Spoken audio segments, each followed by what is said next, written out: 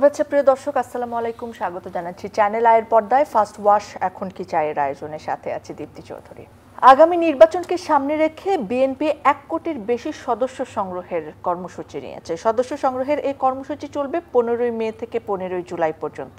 দলটির যুগ্ম মহাসচিব রুহুল কবির রিজভী এক সংবাদ সম্মেলনে বলেছেন, আমাদের চিন্তা হলো সমাজের ফ্রেশ মানুষ, অবসরে যাওয়া ব্যক্তি যিনি শিক্ষক, সরকারি কর্মকর্তা ও ব্যাংকারও হতে পারেন, এনজিও কর্মী, কৃষক বা শ্রমিক হতে পারেন, তারা আমাদের আদর্শে বিশ্বাস করেন কিনা।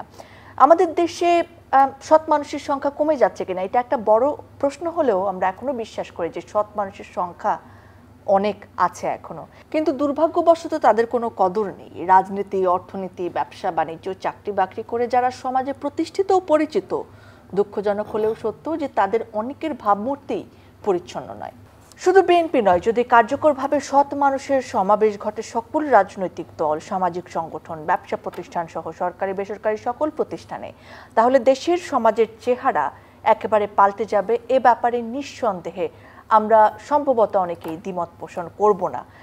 আমাদের আজকের বিষয় প্রিয় দর্শক, সৎ মানুষের খোঁজে।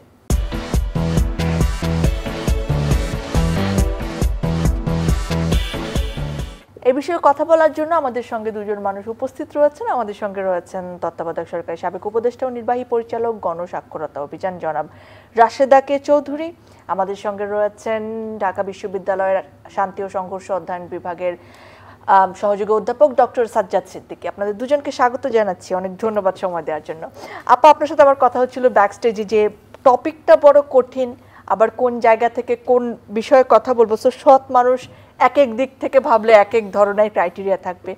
তবে আমরা নিশ্চয়ই আজকে রাজনীতি বা দেশকে এগিয়ে নেওয়ার জন্য যে সৎ মানুষের প্রয়োজন, দুর্নীতি রোধ করতে যে সৎ মানুষের প্রয়োজন, সেই বাউন্ডারিতে থাকবো।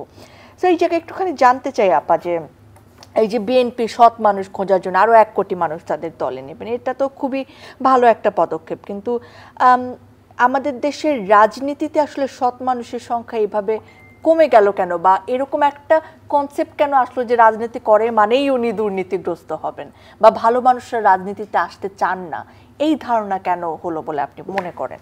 বিষয়টা তো অনেক বড় ব্যাপ্তি, এটার পরিসরটা বিশাল। যে সৎ বলতে আমরা কি বুঝি এবং মানুষ বলতে কি বুঝি। মানুষ তো শুধু দলীয় প্রাণী না, মানুষ তো সামাজিক জীব, মানুষ তো রাজনৈতিক জীব, মানুষ তো মানে মানবিক গুণাবলী সম্পন্ন হবে। এখন সৎ বলতে আমরা তো যদি ইতিহাসে দেখি, উনি আরও ভালো বলতে পারবেন, বিভিন্ন সময়ে দেখি, মানে সময়ের প্রেক্ষাপটে, স্থানের প্রেক্ষাপটে সৎ মানুষের সংজ্ঞাটাও পরিবর্তন হতে পারে। এই যে সাম্প্রতিককালে যে পরিবেশ বিপর্যয়গুলো ঘটছে, সেগুলো কি রাজনৈতিক দল করছে? তা তো বিশ্বাস করি না। সেগুলো কারা করছে? সেগুলো এক শ্রেণীর লুটেরা মানুষ করছে। তো তারা তো সৎ মানুষের মধ্যে আসবেন না অবশ্যই। আমার কৃষক তো কখনো পরিবেশ দূষণ করে না, আমার শ্রমজীবী মানুষ তো করে না, করে যারা তারা অর্থবিত্ত প্রতিপত্তির মালিক। তাহলে আমি যে দলের পক্ষ থেকে উদ্যোগটা নেওয়া হয়েছে, সেই উদ্যোগটাকে আমি সাধুবাদ দেব, কিন্তু তারা কিভাবে এটাকে বিবেচনা করবেন, কারা সৎ, এটা দলীয় দৃষ্টিভঙ্গি থেকে দেখলে হবে না। এবং আমাদের সমাজে যেভাবে এখন অবক্ষয় ঘটছে, যেভাবে নানা ধরনের মানুষের অধিকার লঙ্ঘনের ঘটনা ঘটছে, সে যে সৎ হবে এটা তো চিন্তা করতে পারছি না। যে করছে, কিন্তু সে হয়তো অর্থ উপার্জন বা অর্থ ব্যয়ের ক্ষেত্রে সে হয়তো সৎ, কাজেই শুধু আর্থিক দৃষ্টিকোণ থেকে দেখলে হবে না। আমি তো মনে করি যে স্বামী উদয়াস্ত পরিশ্রম করে এসে বাড়িতে তার স্ত্রীকে নির্যাতন করেন, তাকে তো আমি কখনো সৎ বলবো না। তিনি যদিও সৎ পথে উপার্জন করছেন, কিন্তু এই জায়গাগুলোর মধ্যে যেটাকে আমরা বলি রিলেটিভ, এক এক মানুষের কাছে এক এক রকমভাবে প্রতিভাত হতে পারে। সেইখানেই বড় চ্যালেঞ্জ থাকবে যে বা যারাই সৎ মানুষের খোঁজে মাঠে নেমেছেন, যে কাদেরকে সৎ বলবেন, কারা আসবেন, এবং তারা দলীয় দৃষ্টিভঙ্গির মাঝখানে আসতে চাইবেন কিনা সাধারণ নাগরিক, তারা চাইবেন আমরা ভোটার হিসাবেই থাকবো, আমরা রাজনৈতিক দলের সব কিছু আমরা বিচার বিবেচনা করব, তারা ঠিকমতো চলছেন কিনা। তারা হয়তো আসতে নাও পারেন। সাজ্জাদ স্যার, আপনার কাছ থেকেই শুনি যে দেশকে এগিয়ে নেওয়ার জন্য কেমন সৎ মানুষ দরকার বলে আপনি মনে করেন? ধন্যবাদ, খুব সময় উপযোগী। আপা যথার্থ বলেছেন যে বিএনপির এই উদ্যোগকে আমিও স্বাগত জানাই। আর এই উদ্যোগের একটা ইন্ডিকেশন আছে, ইন্ডিকেশনটা হলো তার মানে সৎ মানুষের অভাবটা তারা অনুভব করছে। এইটা একটা প্রথমত তাদের যে অবস্থানটাকে স্বীকার করে নেওয়া, সৎ মানুষের প্রয়োজনীয়তা আছে এবং সৎ মানুষের একটা ক্রাইসিস তারা বোধ করছেন। তো সেদিক থেকে এই বোধোদয়টা অবশ্যই আমরা স্বাগত জানাবো। আর মানুষ কিন্তু মূলত যদি আপনারা দার্শনিক দৃষ্টিভঙ্গি থেকে দেখেন, মানুষ মূলত কিন্তু কেউ বলছে যে সেলফিশ, এটা সেলফিশনেসটা হচ্ছে আপনার একেবারে ইনহেরেন্ট এবং আপনার মধ্যে একটা কোয়ালিটি জন্মগত। তাহলে আপনি এই ইনহেরেন্ট কোয়ালিটিটাকে কি করতে হয়, স্ট্রাকচারের মাধ্যমে এটাকে মিনিমাইজ করতে হয়। একেবারে অ্যাবসলিউটলি মানুষ সৎ হয় না, তাহলে আপনার অ্যাঞ্জেল হয়ে যায়। আর অ্যাঞ্জেলের সঙ্গে আমরা মানুষকে তফাৎ করি এভাবে যেন অপেক্ষাকৃত এবং বাস্তবিক অর্থে যেন একটা মানুষের গ্রহণযোগ্যতাটা ওই লেভেলে হয় যাকে দেখলে মানুষের মধ্যে শ্রদ্ধা বেড়ে যায়। এখন এই শ্রদ্ধাটা যেমন আমরা বলছিলাম যে আমার ব্যক্তি জীবন থেকে শুরু করে আমার যে কর্মজীবন, এই সব জায়গায় এটা একটা লাইফস্টাইল। আপনার এই লাইফস্টাইলটার মধ্যে আপনার প্রতিফলিত হতে হবে আপনার প্রত্যেকটা কর্ম, প্রত্যেকটা কাজ। আপনার কি মনে হয় না যে মানুষ সুযোগ পেলেই একটুখানি লাইনের বাইরে যেতে চায়, প্রবৃত্তি থাকে এরকম একটা? সো এখানে একটা কাঠামোগতভাবে তাদেরকে সৎ থাকতে বাধ্য করার একটা প্রয়োজনীয়তা রয়েছে। এই জন্যই বলছি যে আপনি খুব যথার্থ বলেছেন যে নির্মোহতা কিন্তু একটা চর্চার বিষয়। মানুষ কিন্তু অ্যাবসলিউটলি নির্মোহ হয় না। তাহলে এই নির্মোহ করার জন্য আপনাকে কি দরকার, একটা স্ট্রাকচার দেওয়া দরকার। এখন আপা কিন্তু বলেছেন যে আমরা আহ্বান জানাচ্ছি, বিএনপি আহ্বান জানাচ্ছে যে 1 কোটি মানুষকে তারা সৎ মানুষ খুঁজবে। এখন এই 1 কোটি মানুষ কি এই কনফিডেন্স পাবে যে আমি যে যাব, আমি কোথায় যাচ্ছি, সিস্টেমটা কি, ওই সিস্টেমের মধ্যে থেকে আমি কি সৎ থাকতে পারবো? ধরে নিলাম আমি 1 লক্ষ মানুষ পেলাম, 1 কোটি সৎ মানুষ পাওয়া যাবে না বাংলাদেশে। প্রথমত আমি এটা অনুমান নির্ভর না, এটা আমার অভিজ্ঞতা নির্ভর। কারণ আমি আমার চারপাশ দেখি, যখনই একটা মানুষ চেয়ারে বসছে তখন একটা মানুষ কিভাবে তার ক্ষমতার অপব্যবহার করে, অর্থাৎ সত্যকে মিথ্যা বানানো, এই যে কাঠামো। অর্থাৎ আপনি যখন চেয়ারে বসছেন তখন আপনাকে কি করা হচ্ছে, অ্যাবসলিউট পাওয়ার দেওয়া হচ্ছে। এই অ্যাবসলিউট পাওয়ারটার উপরে যে আরেকটা সার্ভিলেন্স থাকার কথা ছিল, যেটা সংবিধানে আছে, অম্বুডসম্যান, বড় বড় যে মিনিস্ট্রিগুলোকে সার্ভিলেন্স করার জন্য। আমি মনে করি আমার এই সৎ মানুষ খোঁজার সাথে সাথে প্রতিটা স্ট্রাকচারের মধ্যে সার্ভিলেন্স সিস্টেম রাখা উচিত। আমি যাকে ক্ষমতা দিচ্ছি সে ক্ষমতার কতটুকু ব্যবহার অপব্যবহার করছে।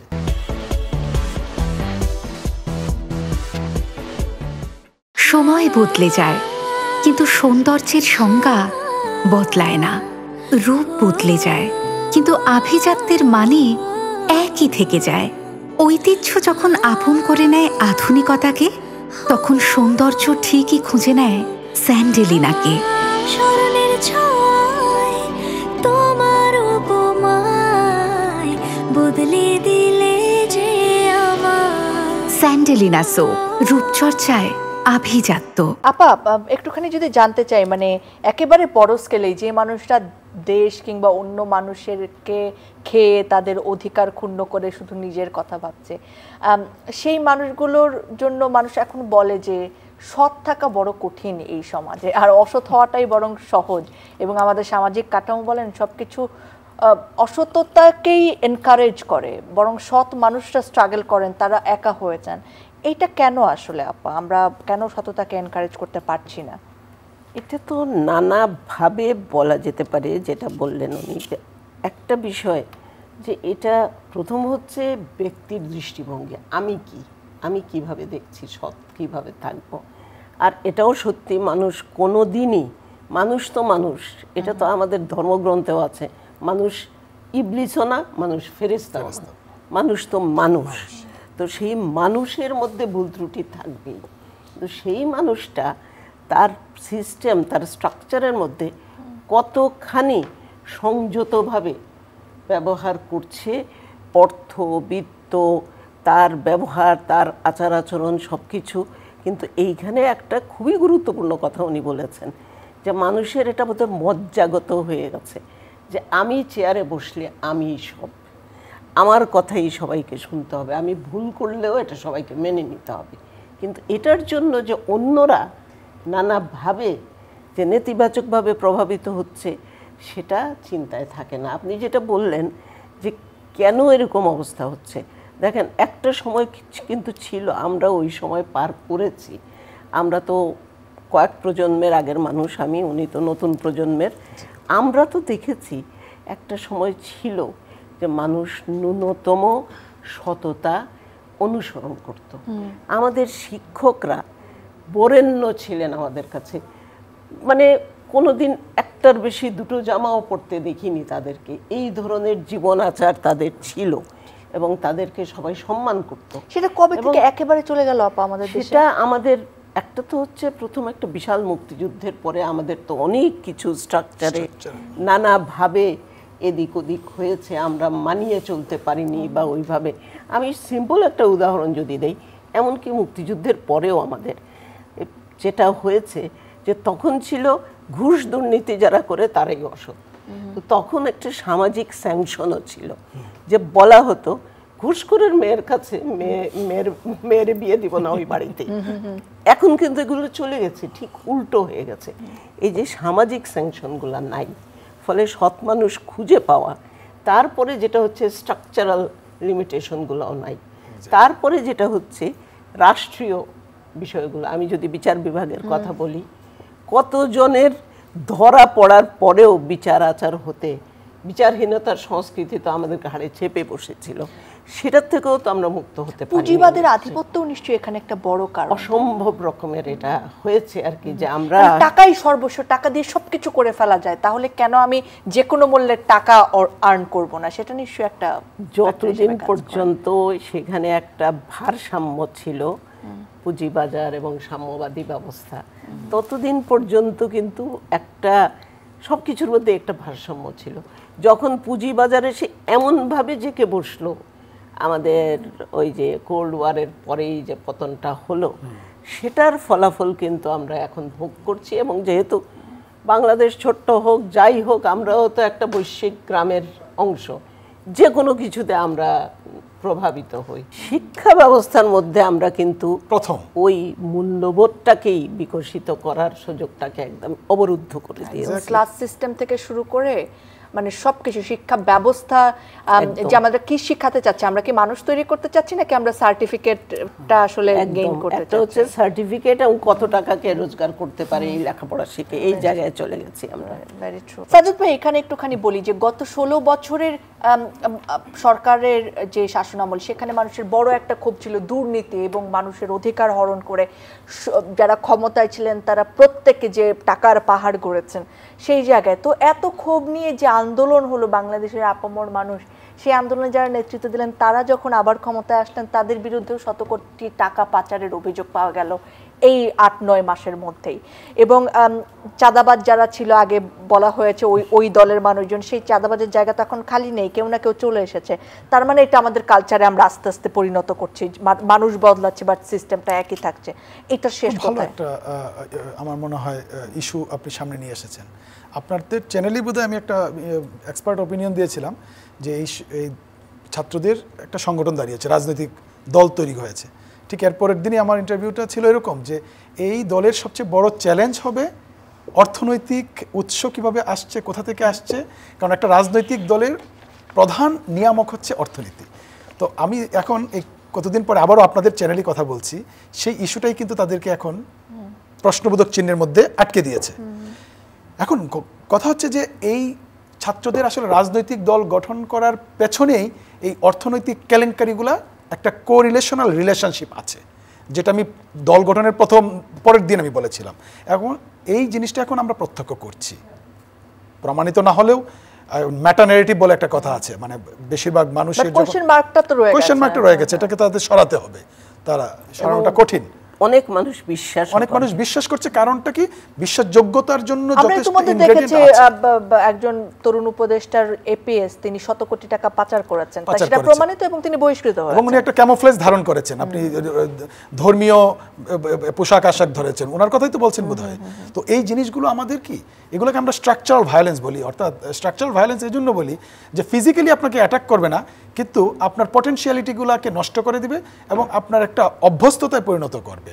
তারা দেখছে যে আগামীর রাজনীতিটা হবে ভোটের রাজনীতি, আর ভোটের রাজনীতির চিন্তা করাটাই ছাত্রদের ছিল চরম ভুল। আমি যেটা বলি, তারা যে কাজটা করতে পারতো সেটা চেক অ্যান্ড ব্যালেন্সের জন্য রানিং স্টুডেন্টরা একটা ওয়াচডগ হিসেবে কাজ করবে। অর্থাৎ সরকার এবং ওই প্রতিষ্ঠানগুলোতে যখনই দেখবে যে গভর্নেন্সে ফল করছে কিংবা রুল অফ ল ওরা ইমপ্লিমেন্ট করতে পারছে না কিংবা ওই প্রতিষ্ঠানের প্রাতিষ্ঠানিক দায়িত্ব পালন করছে না, তখন তারা সিভিল সোসাইটির মতো কাজ করবে। যেহেতু বাংলাদেশের সিভিল সোসাইটি নানানভাবে স্টিগমাটাইজড, তাহলে ওরা এই কাজটা এবং বিভাজিত। এটা আপা খুব ভালোভাবে বলেছে। এবং সিভিল সোসাইটি একটা গালিতে পরিণত হয়ে গেছে, কাঠগড়ে দাঁড় করে রেখেছে বাংলাদেশের সুশীল সমাজ।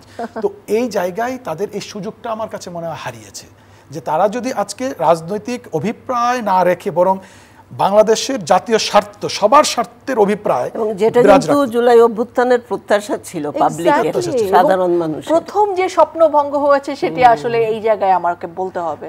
অর্থাৎ তাদের কদর আরো বাড়তো রাজনৈতিক দল গঠন না করলেও। তো আমার মনে হয় সৎ মানুষের কথা বলছিলাম, আমি এখানে একটু ছোট একটা পাদটিকা দিই। সর্দার ফজলুল করিম স্যারের একটা বই আছে, আমি মানুষ। তো আমি মানুষের পর আপনি এক্সক্লেমেশনও দিতে পারেন, কোয়েশ্চেন মার্কও দিতে পারেন, ফুল স্টপ দিতে পারেন না। কারণ ওনার যে নির্যাস, ওনার যে সামারি, সেখানে ওনার বলার চেষ্টা করছে আমি মানুষ কেবলমাত্র অর্থনৈতিক কেলেঙ্কারি মুক্ত মানুষ, এটা মানুষ না। আমি দায়িত্বশীল কিনা, আমি আপা যে বলছিলেন প্রকৃতির প্রতি, আবার আপনার যে রাজনৈতিক দায়িত্ব, মানুষের যে মানবিক দায়িত্ব, এই সবগুলোর প্রতি আপনি রেসপন্সিবল হয়ে উঠছেন কিনা, আপনি আপনার চারপাশে দায়িত্ব পালন করছেন কিনা, এই সব কিছু মিলিয়ে কিন্তু মানুষ। আর আপনি যদি সত্যিকার অর্থে মানুষ হতে পারেন, তাহলে ভালো মানুষ হওয়ার প্রয়োজন নেই, আপনাকে মানুষ হতে হবে আগে।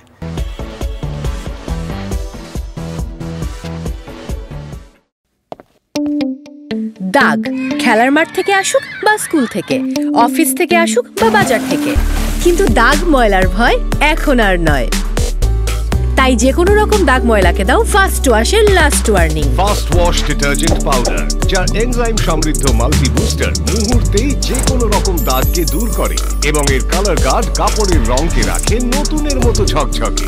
তাই আজ শুধু আমি নই, সবাই জানে সাদার আরেক নাম ফার্স্ট ওয়াশ ডিটারজেন্ট পাউডার। আপা, বিগত সময়ে আমরা মানে সততা বাড়ানোর জন্য দেখেছি পুলিশে হয়তো শুদ্ধাচারের পুরস্কার দেওয়া হচ্ছে, এবং সেটা পাচ্ছেন খুব যদি ভুল না করি বেনজির আহমেদ, কৌশল একটা নীতিগত অনুমোদন হয়েছে। তো এই জায়গায় শুদ্ধাচার কিভাবে আসবে, কি কি পদক্ষেপ গ্রহণ করতে পারে সেটা জানতে চাইলে আবার মনে হয় যে মানে কাকে দেওয়া হচ্ছে সেটা তো আলটিমেটলি কারা নির্ধারণ করবেন তাদের উপরে ডিপেন্ড করে।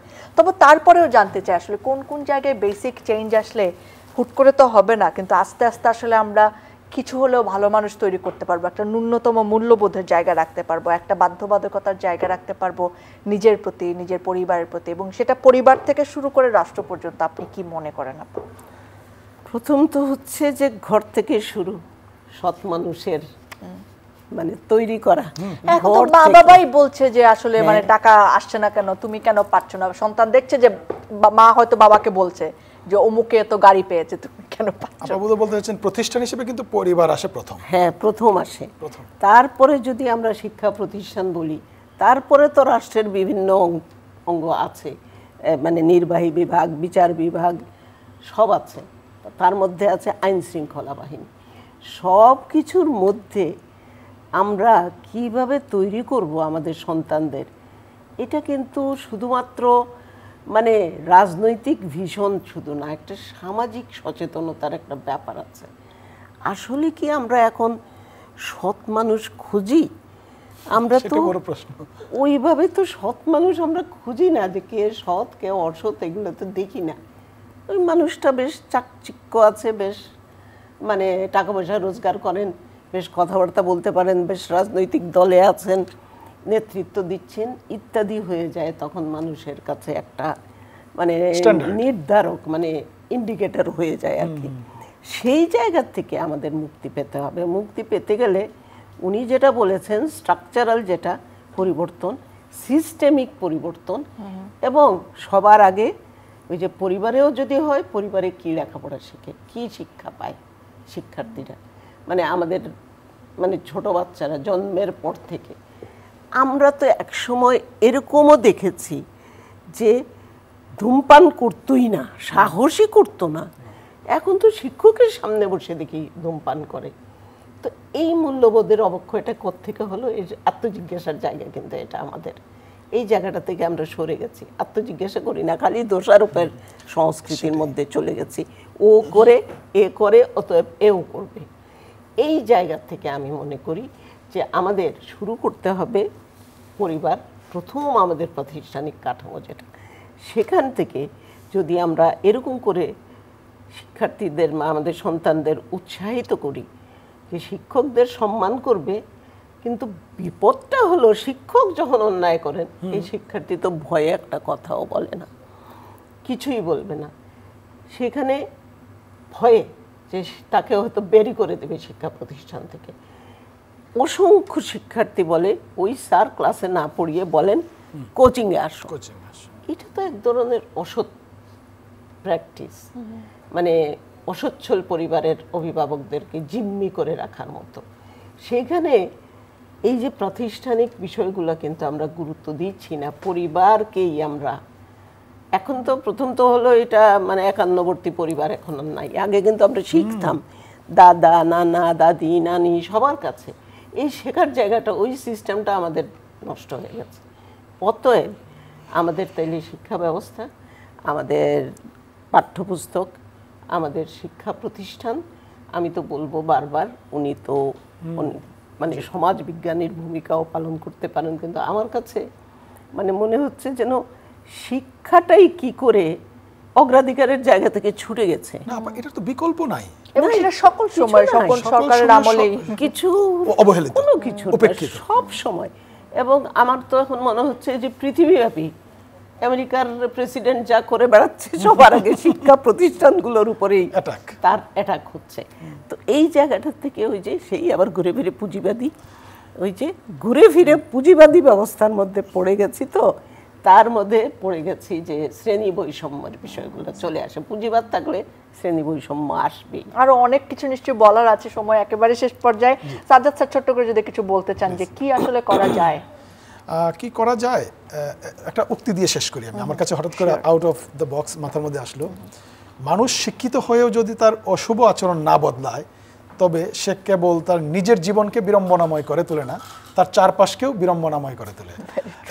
এটা একেবারে আমার বাবার শেষ চিঠি লেখা, আমাকে লেখা চিঠির উক্তিটা আমি দিলাম। আমাদের সমাজে আপা কিন্তু যথার্থ বলেছিলেন যে শিক্ষিত মানুষগুলো কিন্তু বাংলাদেশ বলেন, পৃথিবী বলেন, সব জায়গায় প্রবলেম ক্রিয়েট করছে, অর্থাৎ অসততার পদচিহ্ন রাখছে। সো আমি মনে করি যে এই একটা আমার রুশোর কথা আছে যে আপনার রেজিলিয়েন্স তৈরি করতে হবে আপনার মধ্যে এক ধরনের গার্ডিং সিস্টেম তৈরি করতে হবে। আপনি খারাপ কাজ করতে চাইবেন, আপনাকে যেন ওই কনশাস মাইন্ড যেন আপনাকে বলে যে না, তুমি তো এটা করতে পারো না, তোমার লিমিটেশনের মধ্যে, এটা তোমার যে দায়িত্বের মধ্যে পড়ে না। সো আমাকে সেলফ কন্ট্রোলিং এটা অটোমেটিক্যালি হবে না, যার জন্য আমরা সবসময় সবাই আমরা জোর দিচ্ছি কাঠামোর উপরে, সামাজিক, রাজনৈতিক, পারিবারিক কাঠামো। সো বিএনপি যদি সৎ মানুষ খুঁজতে চায়, তাদেরকে আসলে প্রমাণ দিতে হবে যে তারা আসলে সততার চর্চা করছে। এই সততার চর্চা দেখে মানুষ আকৃষ্ট হবে, আর রাজনীতিই পারে একটা রাষ্ট্রকে সঠিক পথে পরিচালিত করতে। সো আমি মনে করি যে এই উদ্যোগটাকে স্বাগত জানাই, নাম্বার 1। নাম্বার 2, তাদেরকে এক্সাম্পল তৈরি করতে হবে যে আমরা সততার চর্চা করছি, সুতরাং আমরা যেন আকৃষ্ট হয়ে, সাধারণ মানুষ যেন আকৃষ্ট হয়ে সেই সততার দিকে যেতে পারে। অনেক ধন্যবাদ আপনাদের দুজনকে সময় দেওয়ার জন্য। নিশ্চয়ই আরো কথা এরকম অনেক বিষয় চলতে থাকবে। প্রিয় দর্শক, আপনাদেরকেও ধন্যবাদ জানাচ্ছি। চারপাশে যখন অনেক বড় বড় ঝামেলা, নির্বাচন কবে, সংস্কার কবে, কোন দল আসলে কতটুকু ক্ষমতা খাটাচ্ছেন, সেই সব কিছুর ভিড়ে আজকের বিষয়টিকে আপনার একটুখানি সাদামাটা কিংবা ঠান্ডা ঠান্ডা মনে হতে পারে, কিন্তু সকল সমস্যার সমাধান ওই একটা জায়গায়, যে আমরা আমাদের জায়গায় সৎ থাকছি কিনা, আমরা আমাদের জায়গায় স্বচ্ছ থাকছি কিনা। এবং যখন একটি সৎ স্বচ্ছ মানুষ বাংলাদেশে থাকবে, তখন আসলে এই সমস্ত অন্যায়, অত্যাচার দূরে চলে যেতে পারে। তাই শুরুটা হোক আমার থেকে, শুরুটা হোক আপনার থেকে, তাহলে দেখবেন চারপাশের সবকিছু আস্তে আস্তে বদলে যাচ্ছে। এই প্রত্যাশায়, এই আহ্বানে শেষ করছে আজকের আয়োজন। আবার দেখা হবে, আবার কথা হবে।